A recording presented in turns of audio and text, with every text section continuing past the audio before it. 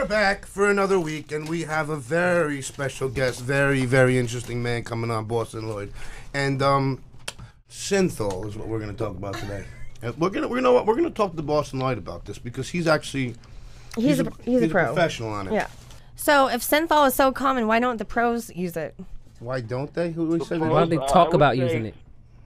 I would say the pros, out of the guys that I know on a personal level, I sell to a lot of pros. Remember that. I have pros that call me, and I'll give them a discount if they want to buy 5 or more or whatever.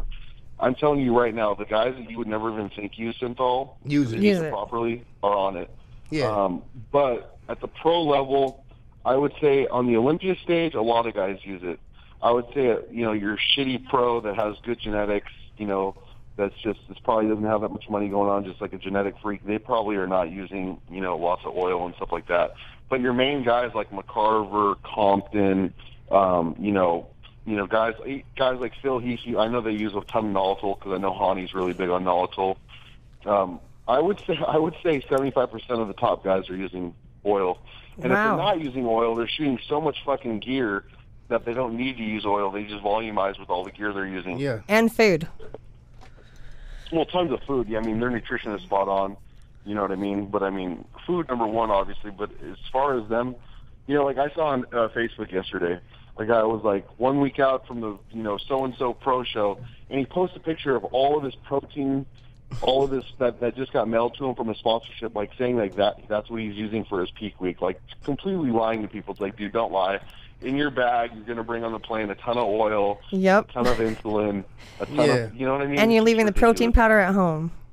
Exactly, yeah. It's crazy, but But that's where he gets his money. So now, but let me ask you, Bostin. Some guys saying I do 300 milligrams a week. What would you put? What someone says they're put 300 milligrams in them a week of something. What do you think they're really doing? Double or triple or quadruple? When we're saying 300 of what? 300. Say something. I'm only doing 300 trends. Someone says to you, how much you think they're doing? 6, 7, 8? I would say the pros are anywhere up to anywhere from about 750 to a gram a trend. Whoa. That's I'm talking about an average person because people just lie all the time about shit. Yeah. You know what I'm saying? People lie all the time about shit. I'm talking about your elite pros. I'm talking about your good. Yeah. That's awesome. Because I was working with somebody. Well, I was going to work with somebody, and I still consult with him sometimes. And he's built some freaks, and he wanted me doing 500 mgs a test every day. So that came out to about 4 grams a test a week. He wanted me doing 400 EQ every day, so that came out to like 2.8 grams a week.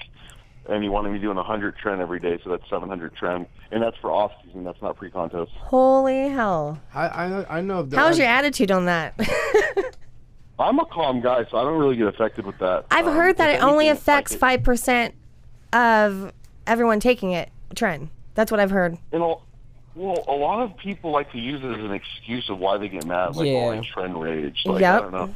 I'm personally a calm guy, so I'm. If anything, I go the other way. I go depression, meaning not depression where, I'm going to kill myself, but I get down on myself, my physique looks like shit. I'm like, you know what I mean?